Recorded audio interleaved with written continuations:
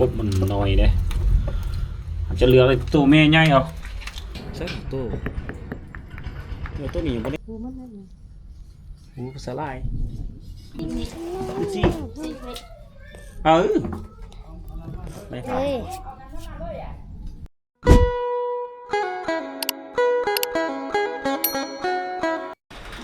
ครับสบายดีนะทุกคน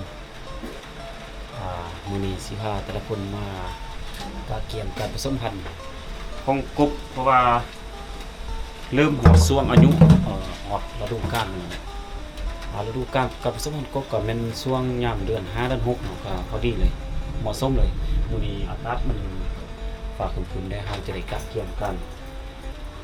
ผสมพันธุ์ซึ่งว่าเฮาสิผสมพันธุ์อยู่ในจุดนี้เนาะจุดบนเฮาสิผสมพันธุ์เป็นอ่างนี่เลยแต่ว่าเฮาพันมาทำอะไรแง่เนาะอันนี้เป็นเก็บกบคูตัวนี้กบคูทำอะไรแง่ก็ไว้แล้วก็ส่วนตัวนี้มันจะเป็นกบแม่ตัวนี้ครับกบแม่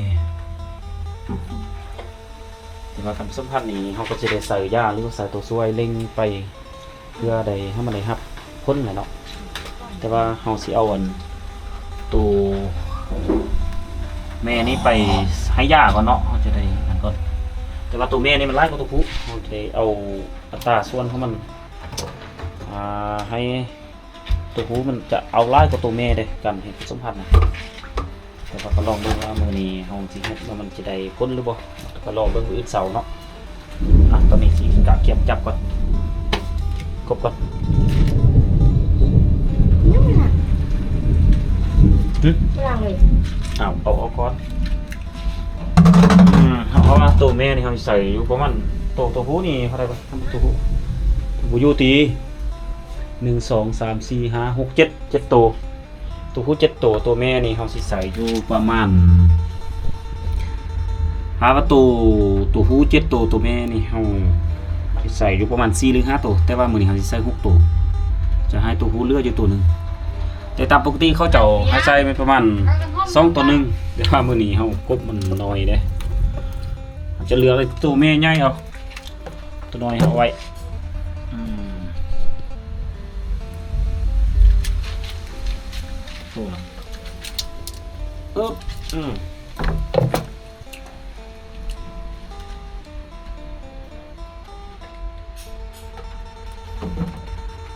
ตัวนี้หน่อยได้พร้อมมัดปลาทูครับกับน้องได้สิมาให้วะว่ามาตีหน่อยได้1 2 3 4 5 6 7 8 9 10 11ตัวเราต้องจับออกมามาให้ครับ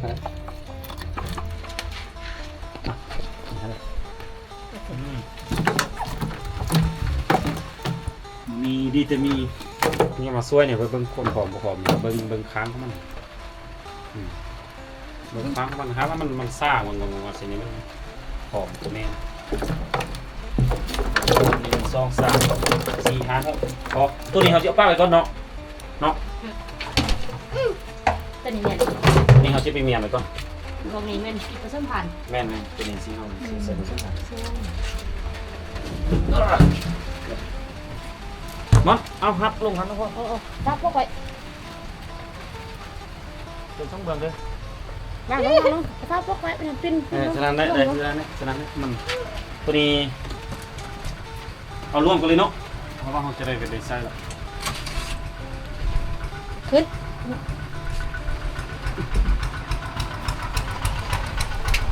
1 2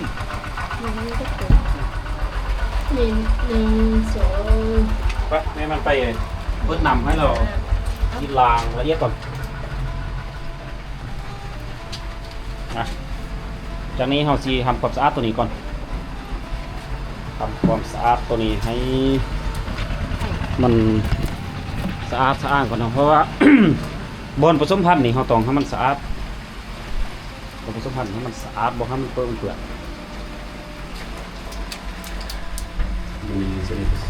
รวมตัวกันแล้วระหว่างตัวผู้กับตัวแม่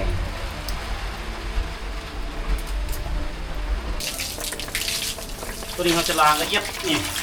ตื่นมาเนี่ยเอาปล่อยมาคู่กันหน่อยครับคุณหน่อยนะคอยมั้ย มันปล่อยหัวไปลูกปล่อยนั่งอยู่นั่นเด้อ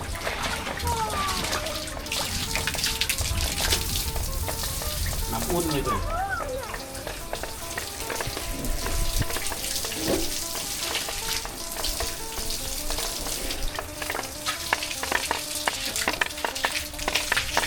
เอาปล่อยมาเปิดตู้มาไอ้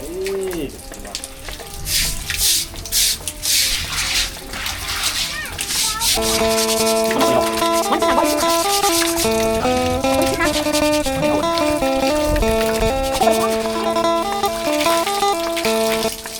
บอปิดตัวนี้ลูกใช่ตัวนั้นนะ คุณน็อต เดี๋ยวแล้วมันต้องล้างให้มันละเอียดดีๆเพราะว่าน้ำมันก็เปื่อนเม้นน้ำเม้นเดี๋ยวมันต้องได้ล้างให้มันละเอียดดีๆแต่ว่าครบบนผสมพันธุ์นี่ต้องให้มันสะอาด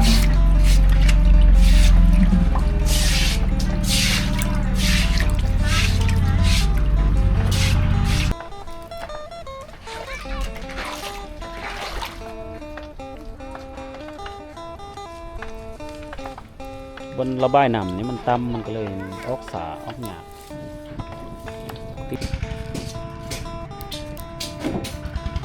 เข้าเม็ดหนึ่ง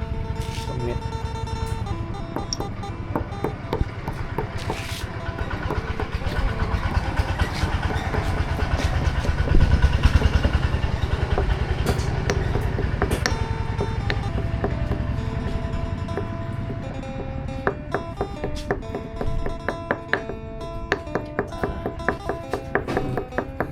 ใช่ตัวนี้ไม่แน่ใจว่ามันใส่ก้านใดบ่มันของปีกไก่บ่จะได้เนาะ อันคือเช่นมานี่ เวลินดาไก่คุณ โอ้ไก่หินเนาะผมเนี่ยนี่เขาว่าใส่เอาอันนี้ละนั่นเนาะเอายัดว่าตัวใดบ่ได้ยัดตัวนี้มันของเก่าต้นมันใส่บ่ได้เนาะบ่หิมพร้อมนะ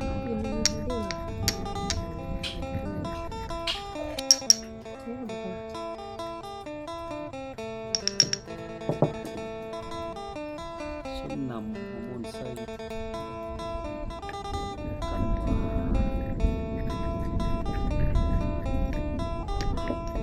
สองอันเนี่ย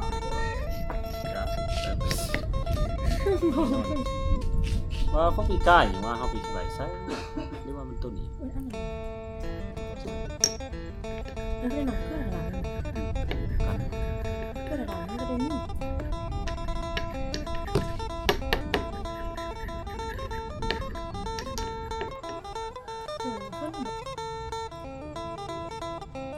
เกี่ยงเข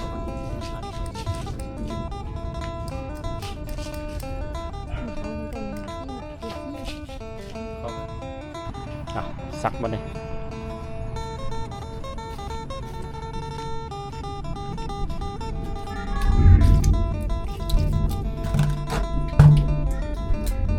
ตึ๊บ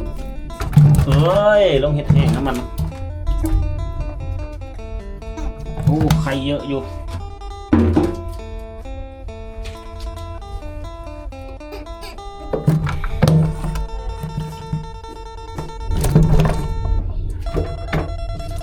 มีตัวหูจ้ะเนาะจับตัวไล่จับตัวแม่เนาะก็ได้ลงในตีโอ้ยหาตัวคือหกว่ะแม่น่ะอีกตัวนึงตัวนี้แฮ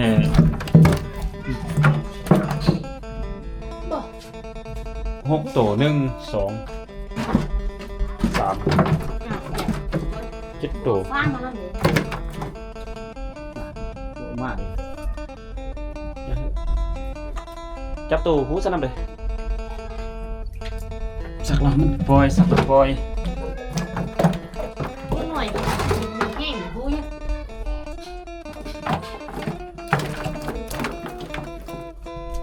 มัน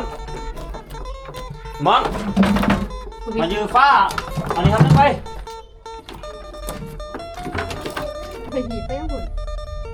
มาจับนี่มาพ่อจับนี่มาพ่อเลย กัดมันเสียนะอ่ะ แล้วลูกไปขึ้นตั้งหิปดเกิบเอาตั้งมานี่เอาปดกาใส่เกิบขึ้นเลยก็ได้ติดเกลือนะ ตับพอ ตะแป้งดีๆแป้งดีๆเอาขึ้นมาเนี่ย จำได้กับหม้อได้กับว่า ขึ้นเลยนะ ทายยาก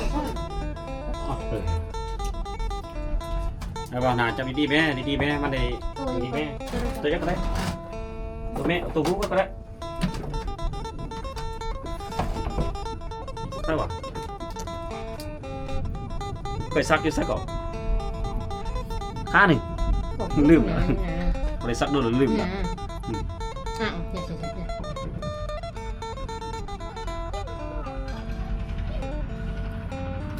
คือซักข้าหนึ่ง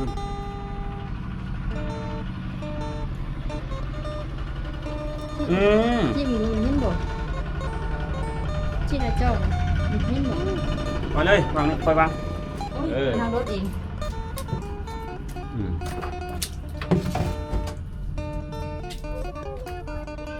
บอกวางกับนี้บอกมันคือจะง่ายดี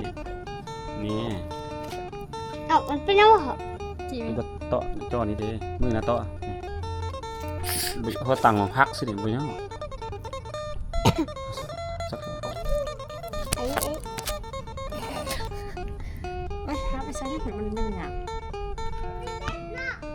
เด็ดหมี เฮ้ยนี่มันได้หรอตัวผู้ตัวแม่มากินนี่ก็สลายสน้อย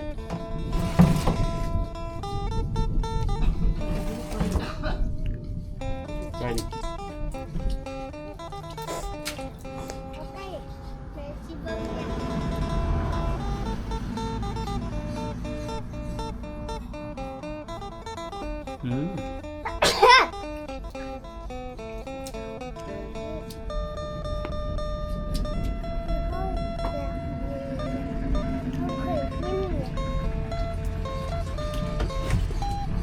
เอาดีๆเลยจับอ่ะยังตรงไหนตัวผู้ตัวแม่ งดรถแม่ก็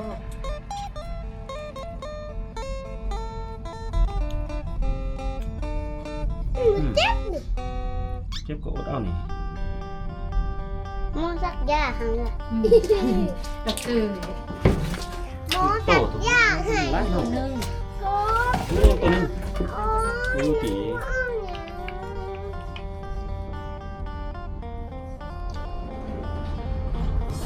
แข้งบอกเขาอ่ะ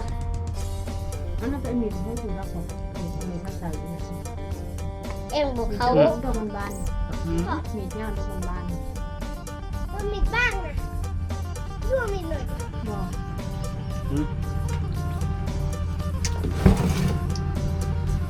ก ตัวนึงหนึ่ง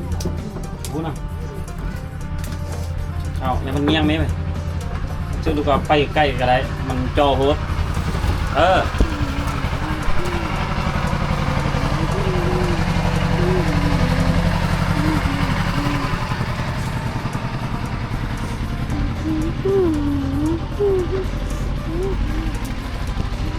รู้ตัวแม่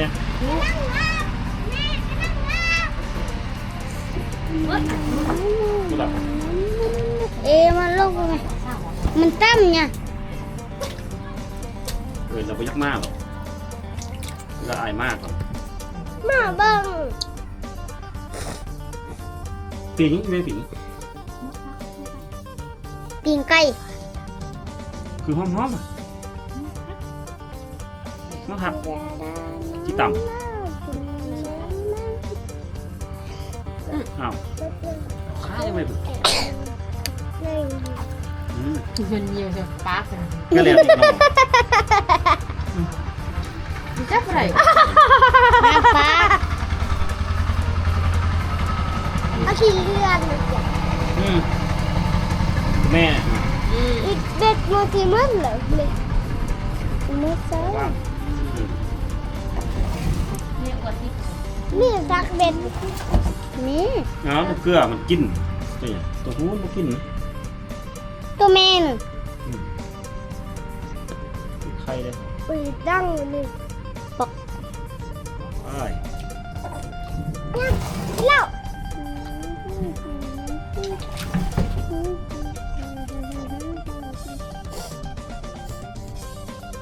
มีมาหมอมีแม่ว่าเราจะมายังไงแม่รับไปสาวชื่อรับไปสาวชื่อเนี่ยกระบอก หมอมีแม่ นี่ก็โต สี่นี่ จีได้ครับ เฮ้ย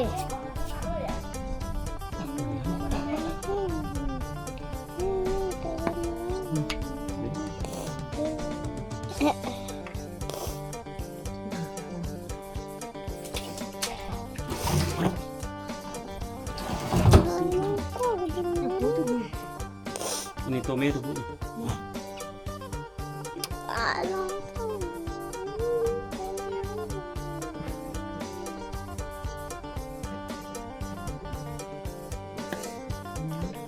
ผมโหดเงาปวดกัดออกเด็ก ตัดให้ดิ เป็นแนวกู้เห็น ในซองหมดนะอันนี้โตนี่ตัวนี้ มันเลื่อนแม่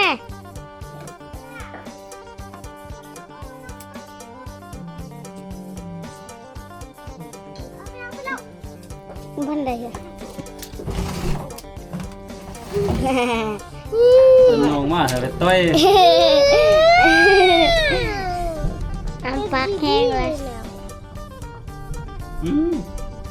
เงี้ นิ้วหนึ่ง บู ก็มีสักเขาลงไทยชิมยืนเขาอ่ะอ๋อลงไปมีมัน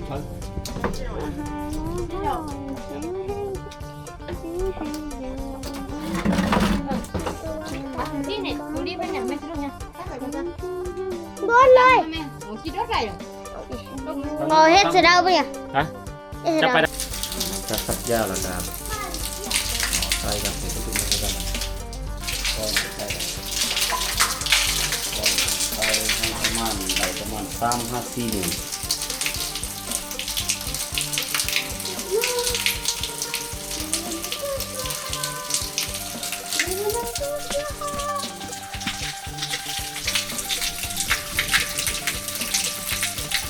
เฮ้ย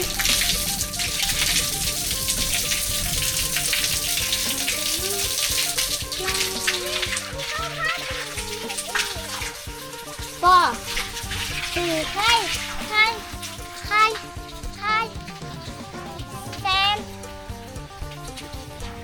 นคัน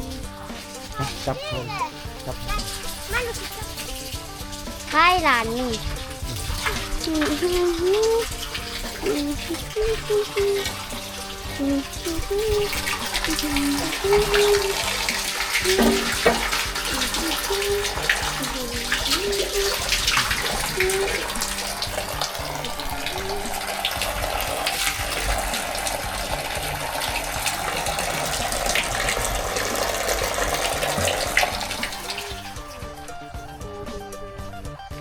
เพิ่นนำใส่ประมาณ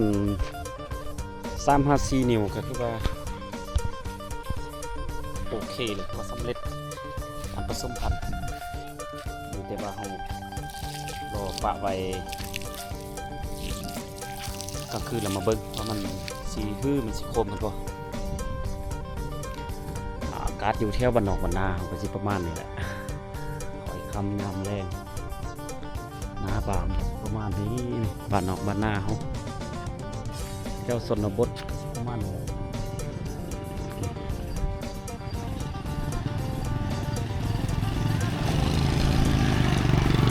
เขาจะมาเอาเขานำ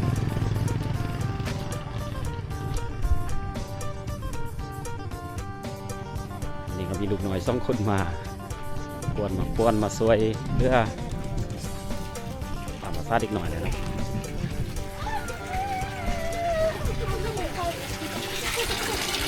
มีฟ้าคึมตลอดเลยมึงเพิ่งมาแรงฝนตกบ่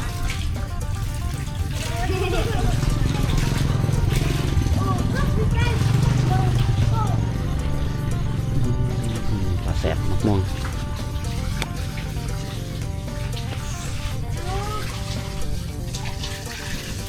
เอาอันนี้ไปล้างลูกไปพูดหน่วยตักน้ำสวดใส่ เอาไม่มัด พอกสนี้เอานำเปิ้ลสนี้แล้วก็สวดซะเอาตัวนั้นล้างเลยก็ได้เอาอันท่อน้ำนะเอาท่อน้ำให้สวดซะก็ได้เอาท่อน้ำนี่จวดซะก็ได้เดี๋ยวเฝ้า พ่อเราบอก ไปใส่จังไรกัน พ่อค่ะโอ้เดี๋ยวจะได้ เอาไปล้างเลยเอาไปเลยไปเลย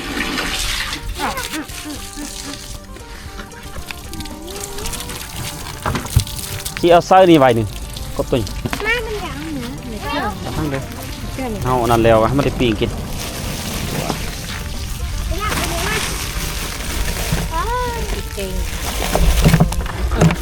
อันนี้ เอาจัดการกบคุกกบไว้ ครบไปหมด ไว้ที่ยานเอาตัวนี้เดี๋ยวพ่อ ล้างแล้ว เลยพ่อ ซึ่งมือแง่ก็ได้ หลังจากที่มือว่านนี่เขาเห็ดผสมพันธุ์กบปะไว้มือเสามาสวยเลยจังเลยนะเนาะกับโบเซิงก็สวยดอกเสามาตอนประมาณได้เราพาไปเบิ่งเพราะว่าพอแม่พันธุ์กบมันจับออกเรียบร้อยไปเบิ่งว่ามันไข่ดีหรือบ่เนาะไปเบิ่งกันเลย